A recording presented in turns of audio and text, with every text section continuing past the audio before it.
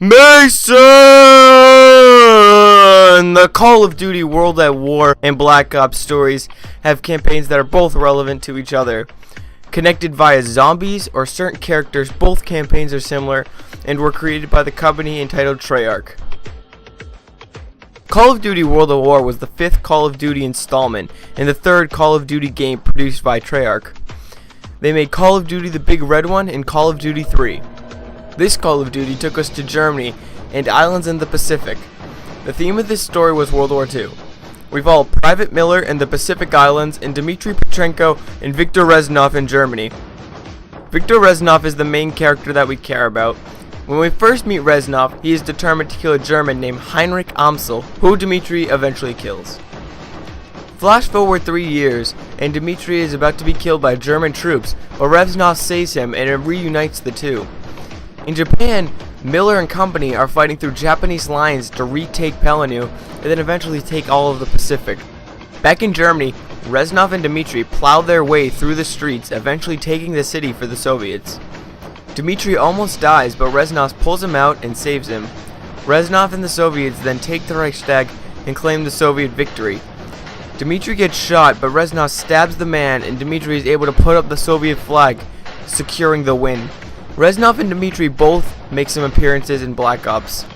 In Black Ops, we are taken to the due North Arctic when Reznov and Dmitry, along with 2 other people that I will explain later, are searching for the Nova 6 toxin.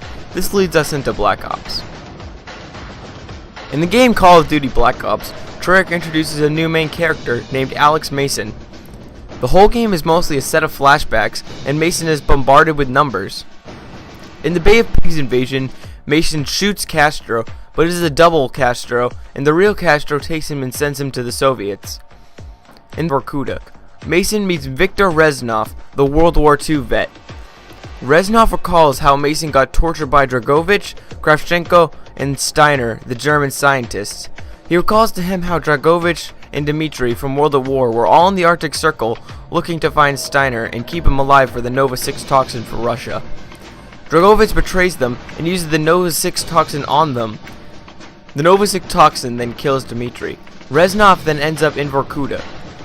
Mason and Reznov cause an uprising, but only Mason survives. Or so we think. Later on in the story, Mason witnesses Kravchenko stab his friend Weaver in the left eye and it causes a hatred in him. In Vietnam, a few years later, we re-encounter Reznov, and he and Mason flee, while Woods and Bowman both attempt to kill Kravchenko. We find out that Dragovich and Kravchenko, along with Steiner, both brainwashed Mason into killing JFK, but the real Reznov changed the programming to attempt to kill Dragovich, Kravchenko, and Steiner instead of JFK. The real Reznov actually died in Vorkuta, but his mind was all illusions into Mason. At the end of the story, Mason ends up killing Steiner, and he ends up thinking that he is Viktor Reznov.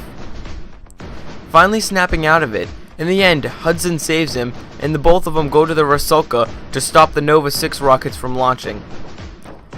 This is the end of the campaign, but in the credits we see that Mason appeared at the Kennedy assassination, so we do not know if it was his original programming to kill JFK. In Vietnam, Woods and Bowman both die, but Woods tackles Kravchenko out of a window with explosives, and it seems like they both blow up.